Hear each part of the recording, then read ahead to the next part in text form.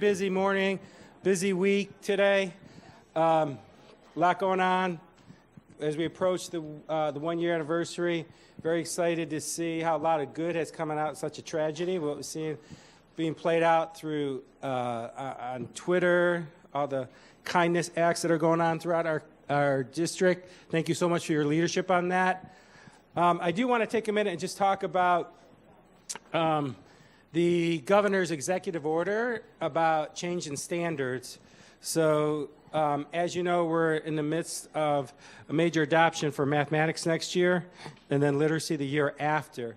So if you read the executive order, the goal is that basically a year from now that the commissioner would have some standards to present to the legislation. So, which in essence, a year from now puts us really probably at least next year and a year after with the current standards. However, there are a lot of unknowns as we work through that process. But what we do know is that for all of next year, we're still working with our current Florida standards, and more than likely the year after that. However, what you've probably seen some of the media out there, different districts trying to make decisions on how to move forward with textbook adoption. We're in that same process. So obviously we need to be fiscally responsible as we go through this process. So right now, I can tell you it's about clear as mud as we work through with our vendors. We're having a lot of conversations trying to get options for our school board that they would feel comfortable if we do move forward with an adoption. However, at this point, I have no answers for you except that everything's on the table. We're going to work through the process. And for the principals, we'll keep you informed as we go through this. Obviously, we want to get the best instructional materials in front of kids. At the same time, trying to balance to make sure that we have enough funds to move forward. When we talk about math and then literacy, those are the two that are most expensive adoptions that go well above what we're budgeted for. Categorical funding for instructional materials in these adoptions does not cover such an expensive adoption for those two. So a lot we're working through. Diana and I are talking to vendors on a regular basis on that piece. So this is Essentials Part 2. I want to thank the principals and the guests that you've brought today. A lot exciting information that you're going to get here today. I do want to talk to you about a number of about 6 of our principals are going through what's called a PAPI. It's a partnership that we have with the University of Virginia around turnaround schools, around looking at really what helps support schools in their growth. You all received a book I think it was last year that we gave you, Paul Benbrook's book, 2 of them actually, I believe, Leverage Leadership, as well as Get Better Faster. So some of us actually had the opportunity to spend a couple days with Paul, which was pretty incredible. And, you know, thinking through all the time, having data-driven instruction meetings, your PLCs, thought I knew a lot about how to have really quality meetings, learned an incredible amount of going deeper. We're going to be sharing, the team's going to be sharing some of those strategies that we learned. Paul, when he put his books and his content together, he looked, this is his research and studying schools that really perform not just a few percentage points each year, but really making those double digits. And how did schools do that? How did they make such big, big gains? So some of the strategies you're going to get today is from his research. His book, Get Better Faster, that we gave you, he actually developed that book because he studied and looked at schools and principals that could take first and second year teachers and make them look like veterans within a very short amount of time. Like, how did these teachers perform so well so quickly? And he really started to look at the behaviors and develop that book around that concept. So how do we get teachers to be really strong, and how do we make that happen faster? So that book, Get Better Faster, is a lot to do with that. So so good stuff going to happen today. My robocalls are going crazy today. It's nonstop. So I'm going to go ahead and turn it over to Mark Howard. who needs no introduction, so who will get us started with a lot of good information today. Enjoy your day. Okay, thank you, Keith. Good morning. Welcome.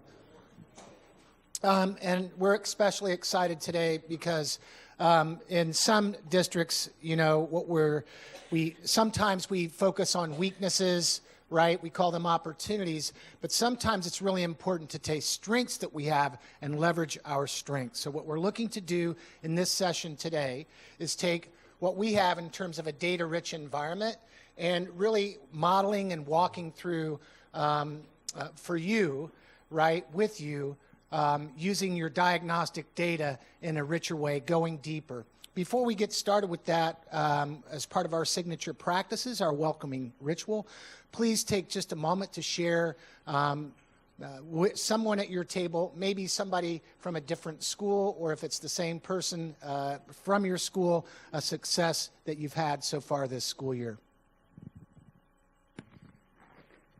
One success that you've had this school year. And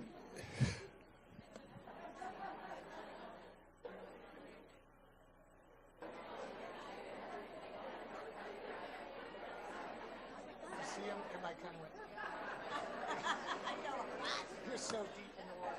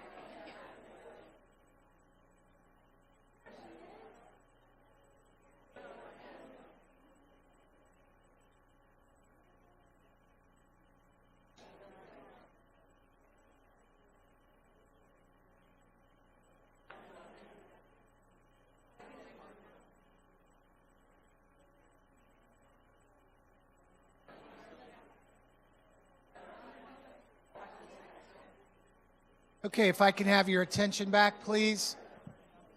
I'm just going to share, when I threw that question out to you, initially, across the room, what I saw was, what? So everybody's so deep into the work and in the heat of the battle, it's a little too early to be celebrating success. That's kind of the vibe I got. But it's important that you kind of stop and reflect on all those little battles that have been won and the good work that you've done so far in the year. So let's get started. We'll start this session as we do each session together, going back to our aspiration, our vision, and that is that every child reach his or her full potential. And our way of work is to create a world-class education system with excellence and equity so that we empower the students to reach their full potential. So in this session today, as we get deeper into the content, we're not just looking at predicted levels, right? That's easy. We want to go a little bit deeper. Let's go instructionally and work deeper in the content with each child's point of error and help build those kids up and give them what they need so each child can demonstrate the potential that they have. And we've talked about this a number of times, right? As the principal or the assistant principal or the instructional leader on your campus, each one of you in the room today has an opportunity to leverage your leadership in three important ways.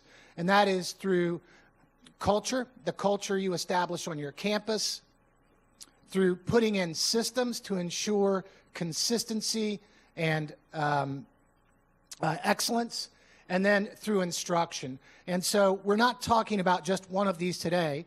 When we talk about what we're going to talk about today, it threads all of these together, okay? We're talking about instruction, but that's part of the culture of high expectations on your campus, and it's important to have systems that ensure that quality from classroom to classroom, from student to student. So this is kind of what we're going to work on today. I sent out last night an email so everybody has access to this deck. One of the things that Diana and I will mention to you that as I'm presenting, there are a number of slides that are hidden. That's so that when you go back to do PD at your school, you have everything. But we're not going to cover everything in this session. It would be too exhaustive. But those are other resources that you have, the full deck, when you go back to your school.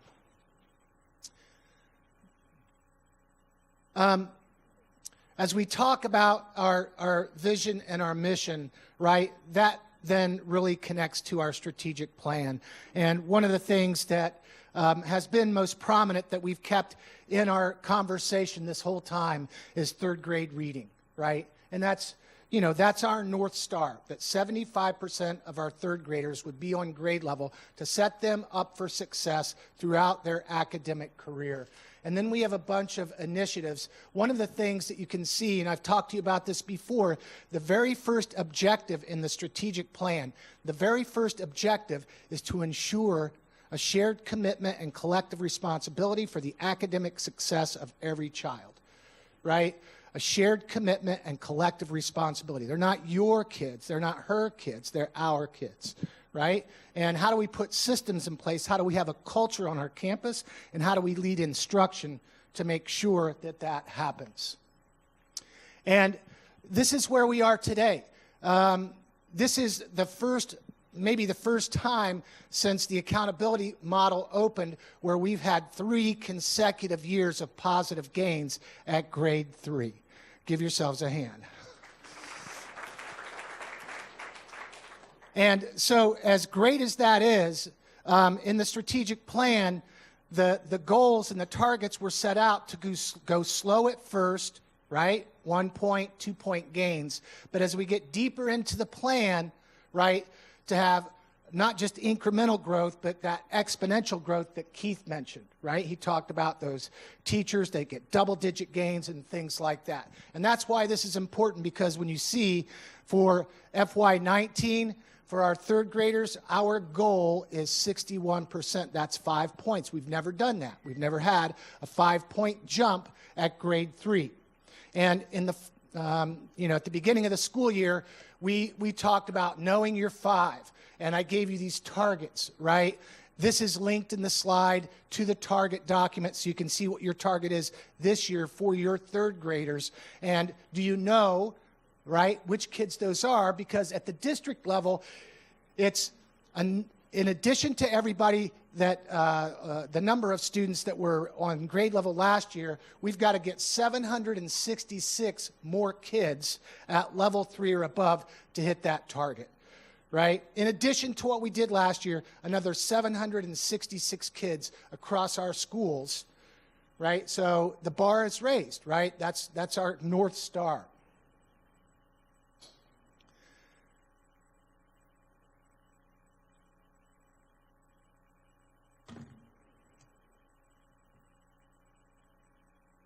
All right. So I guess I'm going to take you out to this document and show you the targets. I didn't mean to, right? But you'll see that, right? And we'll try to keep going in the deck here. Okay? And we're only going to talk for a minute about achievement because we talk a lot about achievement. And you guys are anxiously awaiting your third grade results for a number of reasons, right?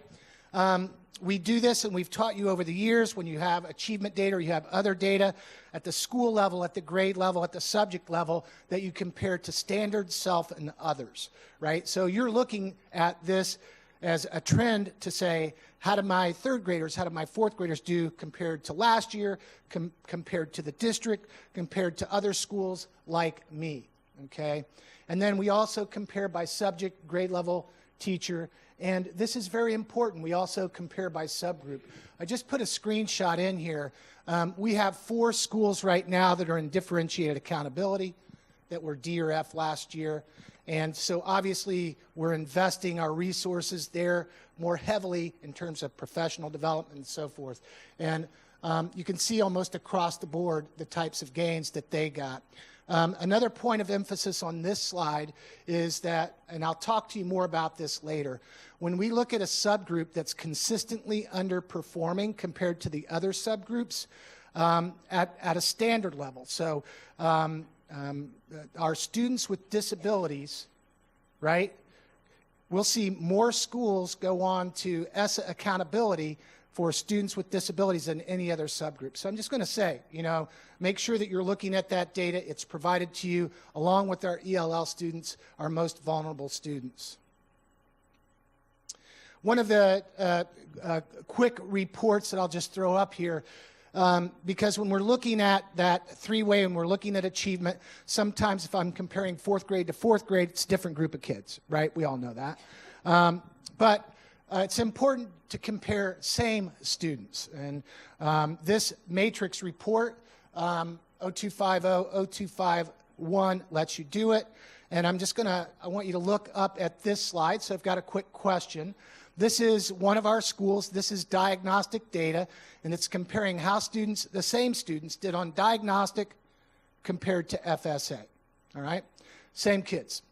And so on the x-axis, right, this is FSA, and on the y-axis, this is diagnostic, and the question reads, how many students who scored level 2 on 18 FSA, which would be this column, this is the level 2 column, right, scored level 3 on the FY19 diagnostic? How many kids? 34, right? Okay, so that's how you read the report. Everybody, this is the way I set it up. I choose diag here and FSA here. You can do it different ways. And so these students that are on this side, right, have increased in achievement level. 56 kids went from a level 1 to a level 2. But one of the things I'll quickly illustrate is that of the level 3 students alone at this school, level 3 students alone, I have 82 students that were level 3 that have dropped to a level 1 or a level 2. Okay? Those are students that we know can achieve. They've achieved previously, right? And so two things are true. One, this affects my accountability score, and two, those kids have no shot at learning gains, right? And if any of those kids are, at some schools could be in your lowest 25, not necessarily at a lot of schools, right? That's how you would use this report, and it's important to know what's changed for these students. Who are they with? Do they have things going on at home? How can we support them? The other kind of tools that you have for achievement, these are out on our website, right? And they're linked in this particular slide, are the level graphs that we use to compare subgroups.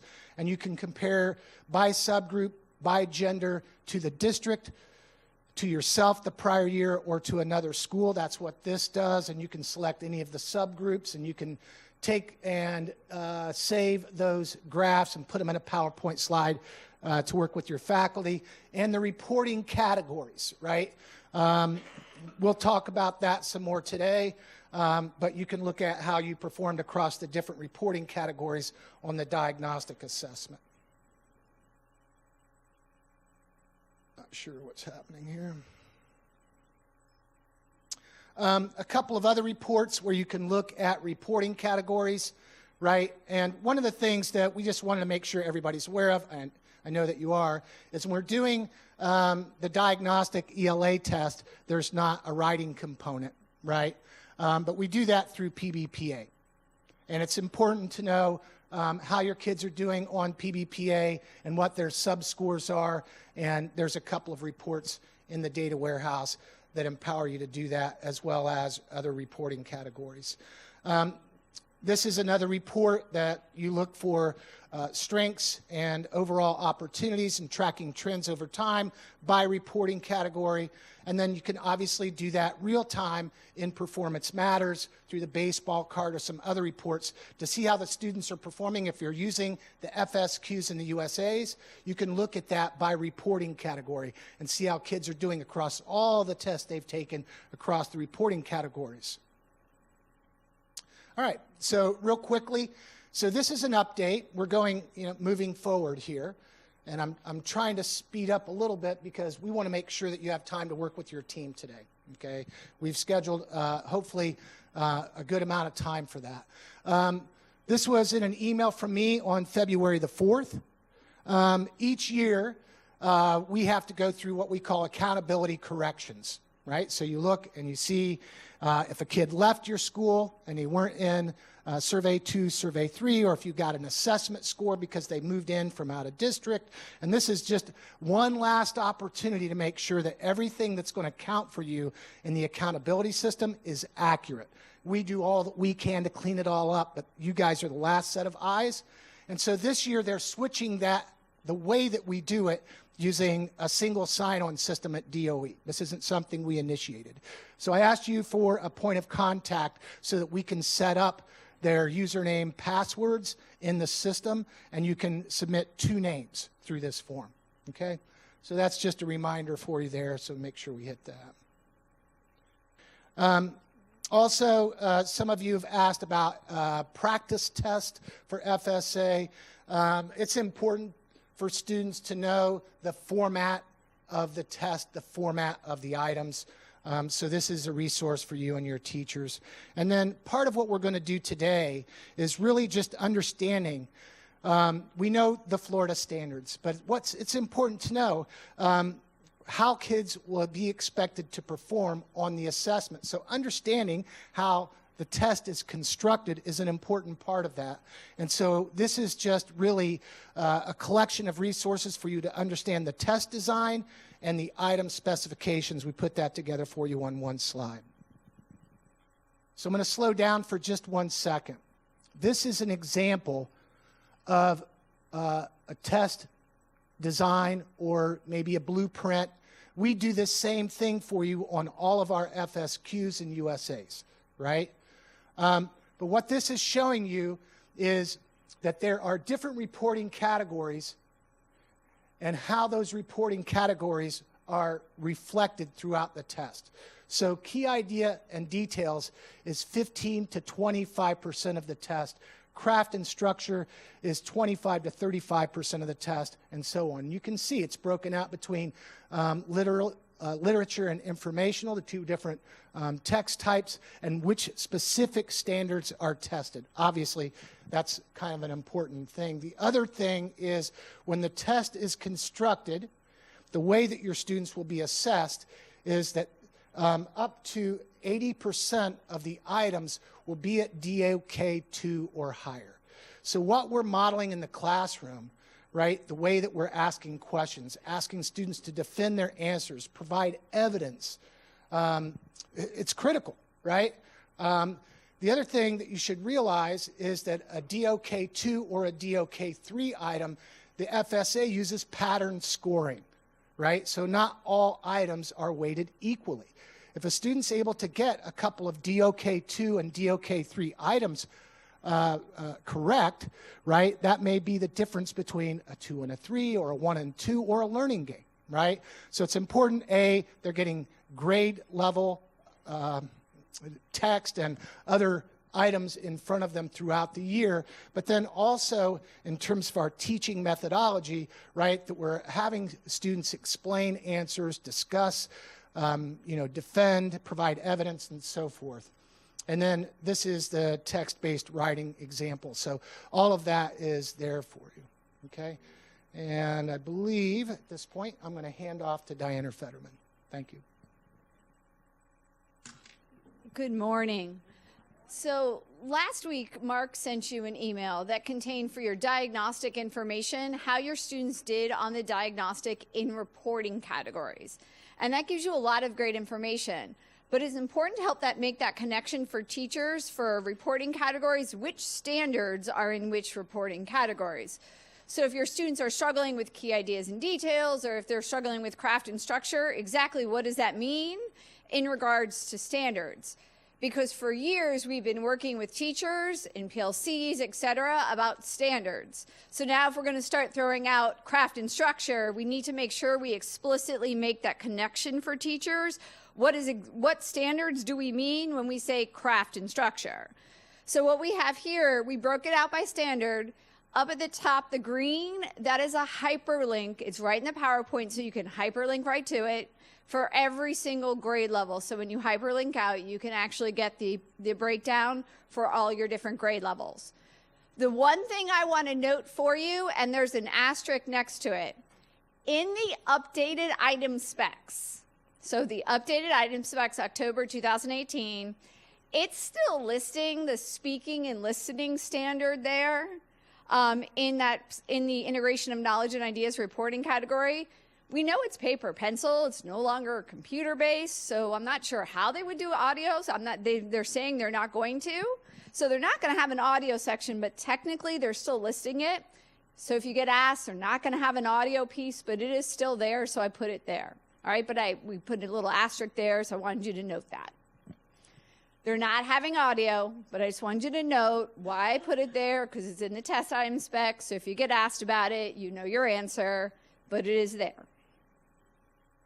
For math, same concept. Those are the reporting categories for the 3rd grade. Math is different from ELA. In so many ways, math is different from ELA. But ELA, the reporting categories are the exact same from grades 3 through grade 10. Math, not so much. The reporting categories change by grade level. So this is the breakdown for grade 3.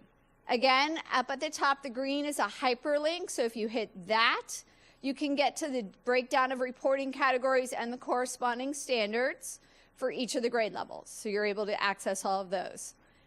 Making that connection for teachers, right? Since we're hyper-focused on standards, which is a good thing, but we want to make sure we help make that connection for teachers so they can make the connection between the report that you received from the Department of Research and Evaluation Assessment, and they can click on that about strengths and areas for growth in your reporting category data and what that connection means to standards.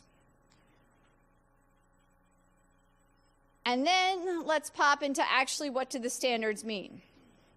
So lots of colors. Let me explain what they mean. So once we get that data and we look in, okay, we have a particular area where we can grow in key ideas and details, reporting category number 1 in ELA. And when I break that a little bit further down, I notice one of the standards that my students really struggled with, 1.2, right, which deals a lot with theme, 1.2, 5th grade. My students are struggling. And what we sometimes see a tendency to do is, I need to do some reteaching with 1.2 because my kids are struggling. That was weak. Problem is, with the ELA standards, they are dense, right? Leave it up to English teachers to write dense standards. Right? They're tricky. I want to take just this one 5th grade standard. We can break it down into 6 different concrete skills. One standard. Determine the theme of a story using details from the text. And we color-coded it right out.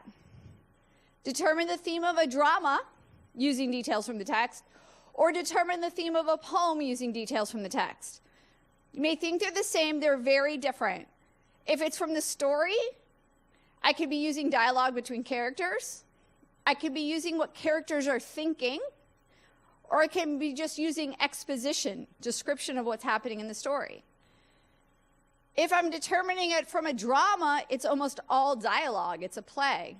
Maybe a little stage direction, but almost all dialogue. Or if I'm determining theme from a poem, poetry structure is very different and challenging for students. 3 different skills. Then I get into determining a theme in a story or drama by the way characters respond to challenge. So how are characters responding to conflict? Just zoning in on that one particular element and determining theme from that. Or determining theme from the way a poet reflects upon the topic of a poem. So now I have to be able to differentiate between the topic and the theme, not the same thing. And think about the way the poet is reflecting upon the topic and now infer the theme from that. And just to throw it in for kicks, let's figure out how to summarize it. 6 skills. So when I say students are struggling with 1.2, look how many of them answered the question wrong. I'm going to reteach it. Which part are they struggling with? So if I just do a blanket reteach, that's the problem. This could also be why, and this is a struggle sometimes, you have 2 questions on a test for 1.2, and it's like, oh my gosh, the kids did so well on this question and so poorly on that question. And you're like, I don't get it. Well, it's possible that one of the questions assessed one of the skills while the other question assessed one of the other skills. It could be another reason, but that's one possibility. Many of your ELA standards are just like that. So it's not, I mean, ELA, this work is not easy, right? So it's not just a matter of honing in on the standard, it's honing in on the skill that the standard is really working on. Math, not much easier. So you have 3 particular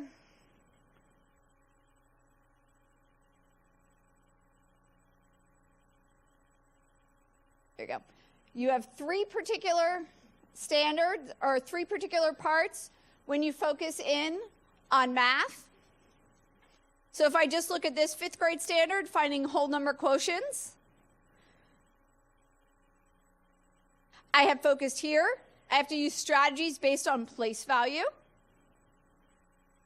Or I have to find the whole number quotients using strategies based on the relationship between multiplication and division and the properties of operations. Or I have to do it illustrating and explaining the division using equations, arrays, and/or area models. So either way, I'm finding whole number quotients of whole numbers, but I have to be able to do it in 3 different ways.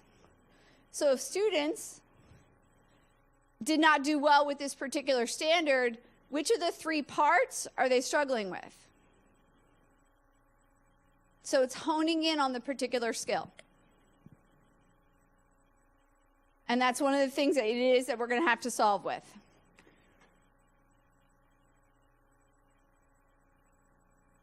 Science works a little bit differently because we know we didn't go to the Florida standards or next generation standards with science. So those standards are a little bit easier. But here's where we have the struggle, as we say every year. What assesses in science are 3 grade levels worth of standards. You have your 3rd grade standards, your 4th grade standards, and your 5th grade standards. And herein lies the tricky part. Realizing in 3rd and 4th grade, there's so much work to be done in the areas of reading and math. So it's that balancing act. You know you have to also cover those 3rd and 4th grade science standards so they don't come back to you in 5th grade. But at the same time, you're struggling with all the reading and math that has to get done in 3rd and 4th grade. So it's that constant struggle, right? But if you look at our diagnostic scores for FY19 as a district, we went up overall in science, so yay. But where we struggled the most, if you look at the 6 standards where we struggled the most, it was our 3rd and 4th grade fair game standards, which is not surprising. It happens every year. I mean, it wasn't a shock. It's every single solitary year for our particular district. So that's where it's an area in which we struggle. So I want to show you one particular thing. Here are, by the way, this is all hyperlinked in here for you. If you want to look at these, this particular one, especially for science, where we linked for you the 5th grade ones, you can take it back and you can see the connection between your 3rd and 4th grade scores, how your students are performing, if they've been utilizing the FSQs and USAs that tie to standards. All of those are hyperlinked there for you. But look at this particular standard. In kindergarten, so the first one, K, kindergarten, students observe plants and animals, describe how they're alike and how they're different in the way they look at it and things they do. Then in 1st grade, they have to identify the major parts of plants, including stem, roots, leaves, and flowers. Taking into 2nd grade, they have to distinguish human body parts' basic functions. Into 3rd grade, where they have to describe structures in their plants and their roles in food production. 4th grade, identifying the processes of sexual reproduction in flowering plants. And then 5th grade, you have 2, identifying organs in the human body, describing their functions. And then in 5th grade, describing the processes between humans and plants. So you see how it all comes together? These last 4 are all assessed on the test. But you notice you can't even do the last 4 without having also have done the previous 3. All assessed. Now we can wait until 5th grade to try to tackle them all, but it's just very challenging. Okay, and that's, by the way, obviously 2 standards on the bottom, which are assessed, which our students are struggling with, and the fair game ones, the 3rd and 4th grade, they also did very poorly on diagnostic. It's a challenge. So that's just how the science standards, they all build upon each other.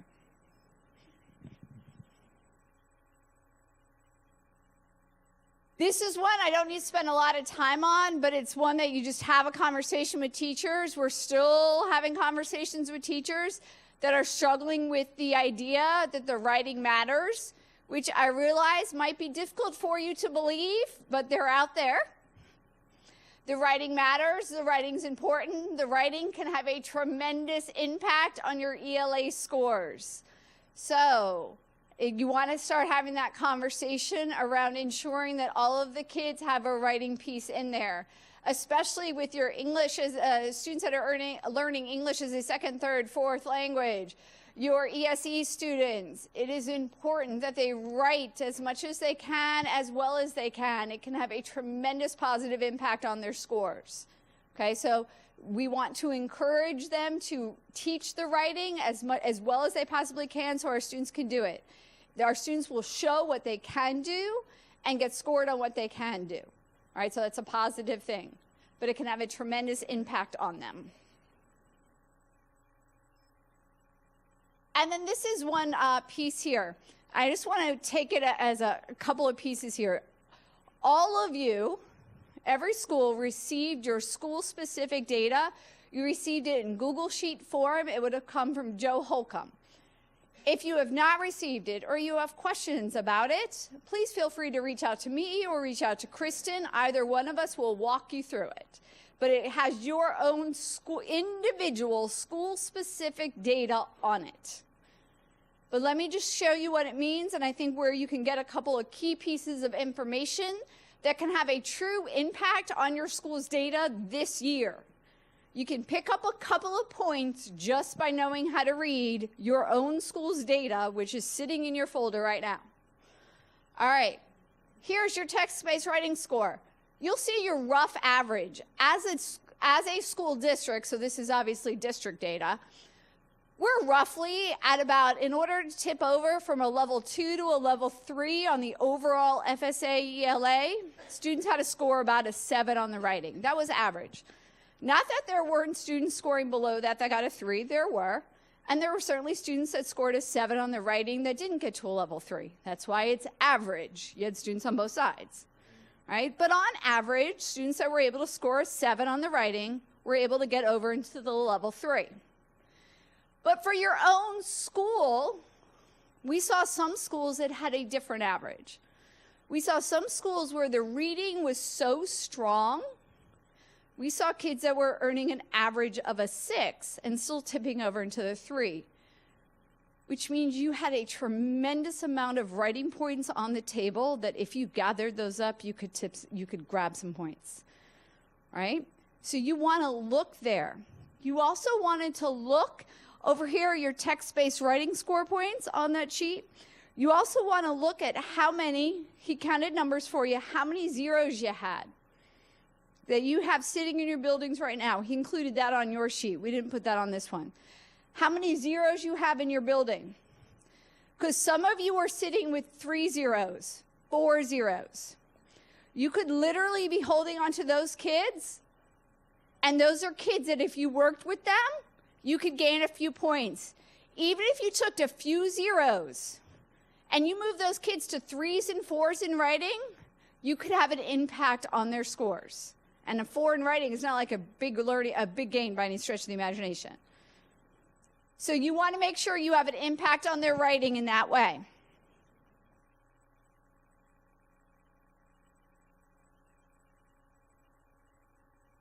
All right. We are about to move into section 4, which is the activity. Mark is going to, before we do that, I just need to do a quick poll. Oh, all right. to see who's going to do which? All right. Will, using your phone or your computer, if you'll just go to menti.com, menti.com, menti.com. I'll pull it up. I thought I added the slide. There it is. Oh. Okay. So you'll go to menti.com. If you're in the slide deck, you should be. There's a slide just ahead that links you to it. But if you'll go to MENTI on your device, and then you'll put in this code, 728770, 728770. Because in an email that I sent to principals, we asked you to do a couple of things. One, identify a grade level and subject diagnostic that you wanted to improve. So if that was grade 4 ELA or grade 5 math, whichever it is. And all you're going to do on this poll is indicate which one of those, because when we break you into groups, we're going to organize in a few minutes while you take a break. So right now, if you can please go to that and put in the code 728770. And I will go there.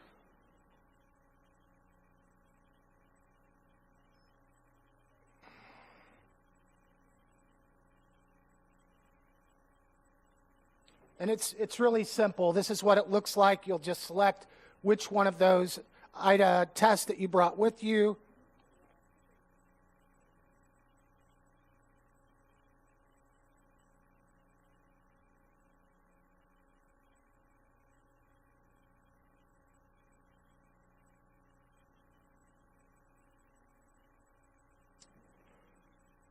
All right. Got to find it now.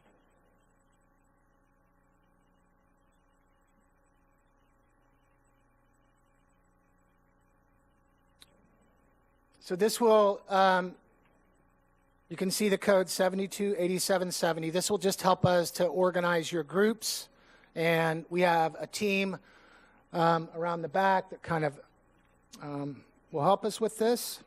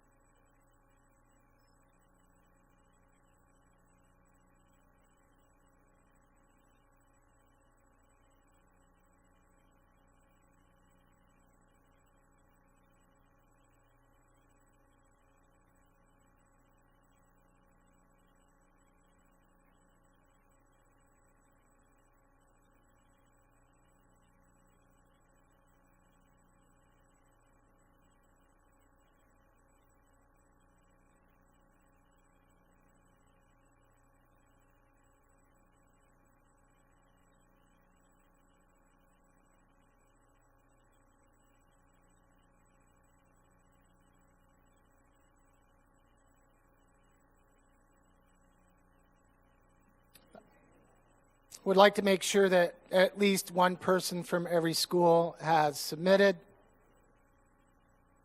So let me just kind of give you a couple of basic instructions, right? What we're going to do is we're going to use this data to organize the room. So we're going to, in just a minute, don't go yet, we're going to take a break, all right? But when we come back from the break, you're going to move. All right, and you're going to move to a particular area of the room that Diana Fetterman is going to describe based on the subject area and grade level, because what we're going to do is this is going to be quite a bit of conversation and an activity, and then all of Diana's team and my team are here to answer questions, support you, facilitate conversation, help with reports, anything that you need. So, Diana? All right, when you return from the break, we're going to be just kind of, it's going to be a wave over. All right, that's just exactly going to match the screen. So we're going to start over here, and we're going to have posters up. Can everybody see Diana? Right here. You're going to have posters up so it matches. Grade 3 ELA will be here. There will be a poster right next to the section. Can't miss it. Then it'll be grade 4 ELA. Again, there will be a poster. Can't miss it. Grade 5 ELA. Poster. Little itty bitty corner over here. We're going to tag this table with grade 3 math right here. Grade 3 math. We're going to put a poster right here. All right. Then this big old section, grade 4 math.